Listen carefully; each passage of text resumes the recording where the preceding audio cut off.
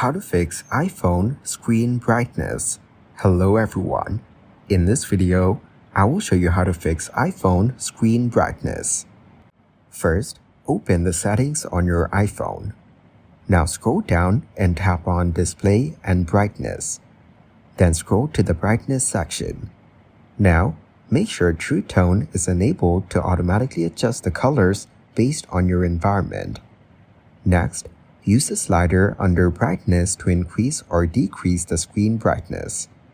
Adjust it until your screen looks comfortable to your eyes, whether you're in a bright or dark place.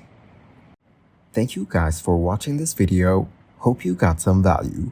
Make sure to like the video and subscribe to the channel to get notified of new videos.